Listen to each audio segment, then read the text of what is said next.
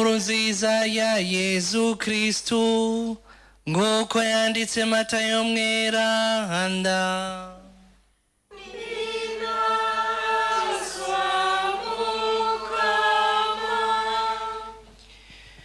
Muri irya minsi Yezu yabariye abigishwa biwe ati: nimusabe muzohabwa, nimurondere muzoronka, nimwuguruze muzokugururirwa. Kuko usaba ahabwa, urondeye akaronka, nawe uwuguruje akugururirwa. Ninde muri mwebwe umwana wiwe yosaba umutsima nawe akamuha ibuye, canke kandi amusavye ifi akamuha inzoka? Ko mwebwe rero naho muri babi muzi guha abana banyu ibibabereye, nkaswe so wanyu wo mw'ijuru si wazobura kuronsa iciza abakimusavye. Ico mushaka rero ko abandi babagirira, kibagirire namwe. Iteka n'impanuro n'ivyo. Iryo ni ijambo ry'Umukama.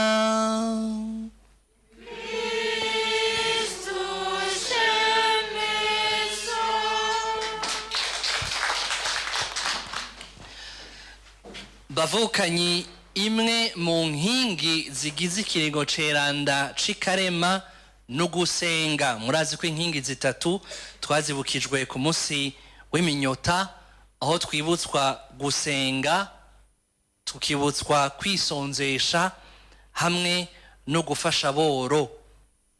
Gusenga rero no kuvuga iki? Ugusenga biratandukanye no kuvuga ibisabisho. Ugusenga biratandukanye no gufata umwanya wo gusenga.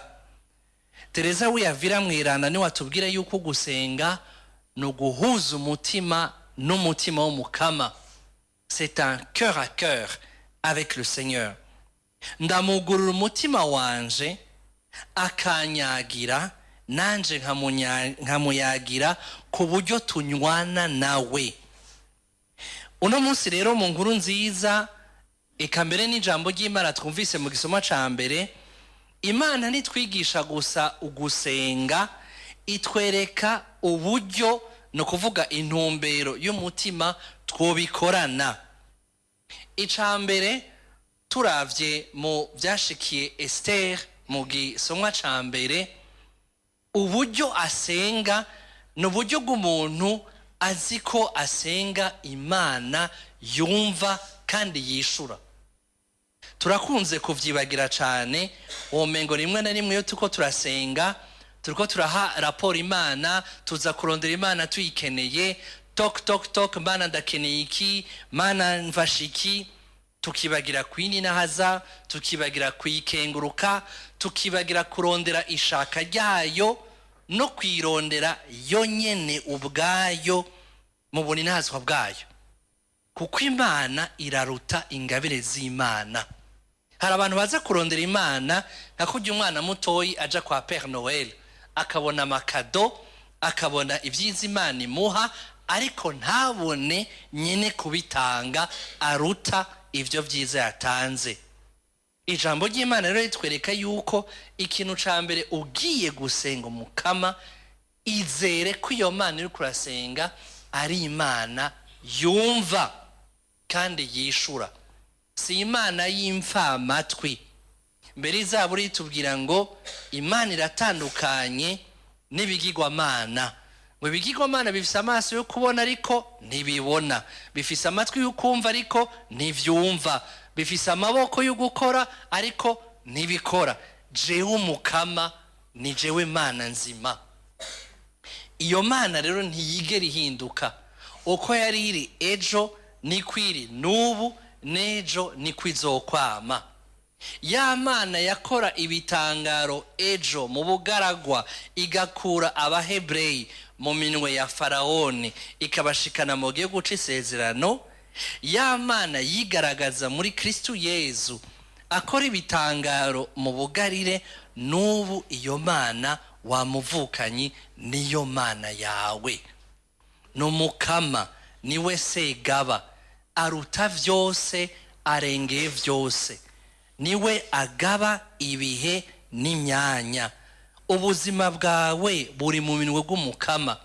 Ubuzima bwawe ntiburi mu minwe y'ugutwara, ntiburi mu minwe y'umugabo canke umugore wawe, ntiburi no mu minwe y'umuvyeyi wawe. Ubuzima bwawe buri mu biganza vy'umukama. Nico gituma Esther mu gutangura gusenga agira ati mukama mana yanje. Nicyo jambo rya mbere agira, mukama. No kuvuga uri segaba, uri umukiza, ni wowe wenyene ushobora kuturokora. Kuko yereko asenga ngo Imana ikize Abahebreye bari bafashwe nabi, n'uwitwa Aroferne agiye kumuraba kugira ngo Imana iheze yonyene itore uburyo, imuhe ubwenge, ubwitonzi n'amajambo kugira ngo atsinde iyo ntambwe agiye kubonana nayo. Mukama mana yanje. Ico kintu nico cambe ugiye gusenga, menya ko iyo Mana ari mushobora vyose, ko iyo Mana ari umuvyeyi wawe. Hanyuma ica kabiri uyizigire. Kujya wizigira umuvyeyi, kujya uzi yuko Imana igukunda. Abakristo kenshi turakunze kwibagira ko ikintu ca mbere kiduza n'Imana ari urukundo. Igisabisho ca kane c'Ukarisiya kigira giti ngo amashemezo yacu mukama ngo ntaca gukuririza na gatoya, ngo mugabo ni twebwe riho ukwemera kwacu agukuza. Imana ntigukunda kubera uri mweranda, Imana ntigukunda kubera uvuga ibisabisho, Imana ntigukunda kubera uza mu misa, Imana ntigukunda kubera uvuga irozari. Oya, ahubwo urukundo rwayo nigo rugutuma ugira ivyo ugira. Imana yakuremye, yagucunguye, yaguhaye iteka ryo kuba umwana w'Imana, yakuremye mu gasho kayo, itanga umwana wayo ngo atange amaraso ya kubw'urukundo. Imana iragukunda point. Wamuvukanyi uri kurandaba, uri kurankurikirana, yaba kuri YouTube, uri kuranyumviza kuri Radio Maria, na uri ngaha umenye ko Imana igukunda. Uko bigenda kose, ukomera, ugwara, bikugora, ucumura, Imana iragukunda. Nico gituma mu kwizera rero wizezwe kandi ukwemera kwawe gukomezwe n'ubwo rukundo rw'Imana. Iyo ni intambwe ya kabiri iyo tugiye gusenga. Intambwe ya gatatu, murabe neza ukuntu igisabisho ca Esther kandi n'ibisabisho vyo muri Bibiliya ukuntu biba bipanze. Esther abanje kwibutsa Imana ko ari Imana itayaga amasigara cicaro, ko ari Imana y'isezerano. Nico gituma avuze ati ngo nakuze bambwira yuko uri ya Mana yadukura mu minwe ya Faraoni, uri ya Mana yatubohora. Mu yandi majambo, Mana uko wakoze ubwa mbere n'ubu urashobora kubikora, nubikore. Ibisabisho vyose vyo muri Bibiliya nuko bipanze. Kwibutsa Imana amajambo y'isezerano. Mana wewe waranyemereye yuko ndi kumwe nawe ataco nzobura. Waranyemereye yuko ndi urumungere mwiza, unjana aho ubwatsi butotahaye, aho amazi adasuma. Wewe Mana uranzi. Ivyo wemerera ubwa mbere nubikore n'ubu. Musenze gutyo, nagira mvuge ni imvugo ngereranyo, ni nkuko muba mutsinze Imana kuko muyisengesheje amajambo yayo, muyibukije apana ico yakoze gusa iciri. Iyi ni intambwe kuko Imana ikora iciri, ikavuga iciri, ikagerageza kwerekana iciri. Wa Mana rero ntukiri Imana ya Israeli gusa, nuri Imana y'Abahebreye gusa, nuri Imana ya Isaac, Yakobo, uri Imana ya jewe turi kumwe ngaha. Iki ikaba intambwe ya gatatu. Intambwe ya kane rero ni Yeza yitweretse. Emera ko Imana izi ico umutima wawe ukeneye utaranakisaba. Muri mwebwe harimwo abavyeyi, muramubona umwana arashobora kugusaba ikintu mugabo ukamuha ikindi kubera ko mbura ubona ikimubereye. Imana irazi kiri mu mutima w'umuntu.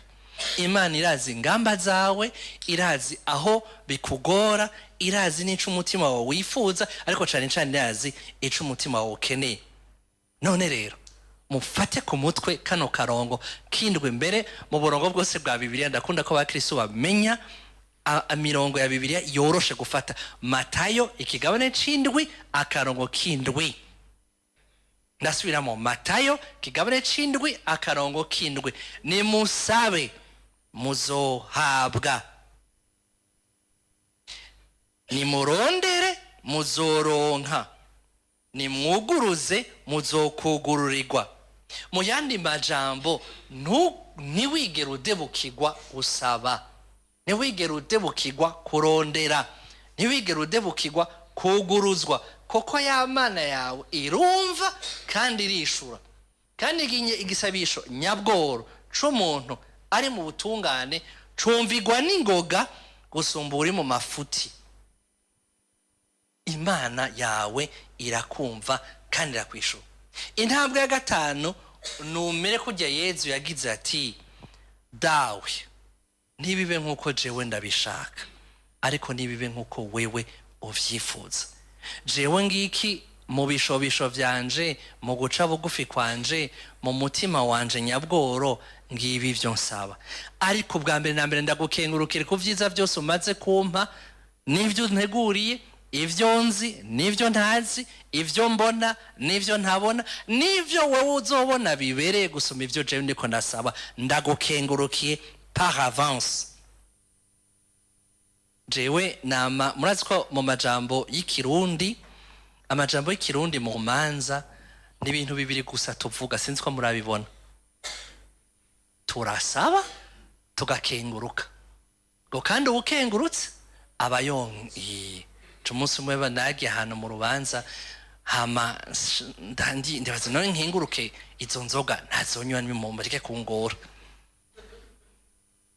nkenguruke bongere kandi urubanza ruheze ngira ngire ntago muhezegere. Mugabo ugukenguruka no kongeza, kengurukira iyo Mana yawe rero, kuko n'uyo mutima wo kuyisenga uva ku Mana.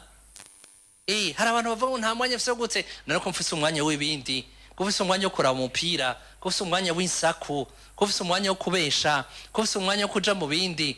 Umwanya w'Imana ni ryari. Senga rero wemera, senga wizera, senga ukunda. Ica gatandatu tugisanga kwa Esther, kwa kundi kijya gisabisho ciwe gihejeje gutunganya, amaze kuninahaza Imana, amaze kuyibutsa ico yakoze, araheza rero akayisaba. Mugabo ayisaba gati, iyo nema y'ivyo nifuza nivi wawe. Kenshi na kenshi iyo tuko turasenga twebwe abakristo, hari igihe womengo turakomanda Imana tukaza ngo Mana ngo nkene ibi, ngo Mana ngo mpibi. Oya, Mana nibi ndagusavye, ubundi wabona bibereye bimpe, ni wabona bitabereye umpe ivyo ubona bibereye. Mugabo kandi ni wabona ubona bibereye numpe uburyo bwo kubirangura. Nibi rero Esther aciye asaba. Kandi ijambo rya nyuma ahejeje ko ryakomeye, ngo wewe Mukama ni wewe uzi vyose. None rero dusaba inema yo kwemera ukwizigira no gukunda, dusaba inema y'ukumva ko Imana ari umuvyeyi atwumva. Ntituza gusenga nk'abantu gusa batakamba, turi abana b'Imana. Sinzi ko dutegera ico cyo kuba umwana w'Imana, tuvukana na Yezu Kristo mw'abantu b'Imana. No kuvuga yuko turabishikira kwa data, ibwami turashika. Hari akaririmbo jewe nkunda cane, nakamiye ndi umwana muto nkaza ndabaza mbige ivyo bisigurika. Hari akarimbo twagira n'ubu baracaka avuga rimwe na rimwe iyo bagiye gushengera, kavuga mushengeye nji wawe guterama, mbe mwiriwe dawe nteramiye, urahoga muvyeyi. Imbere yo gusaba, urumva aba bantu bagakompoje muri rya myaka 60, kuko akana karirimbo kavukire k'ikirundi, sindirimbo z'ikilatini. Mbe mwiriwe dawe, banza uramutse uwo Mukama, banza umwakire, banza umwigine, hama umunina haze umukenguruke usabe iyo mana, ya mana yabwira Musa. Turi mu gitabo c'ihunguka ikigabane ca 3 ngo numvise amaborogo yabanje, nabonye amagorwa barimwo, jewe nyene Imana ndimanukiye kugira ngo ndavyikorere. Ese Imana yanyu, Imana musenga, yomanuka mu buzima bwanyu ikaza yonyene ubwayo kuvyikorera. Amen.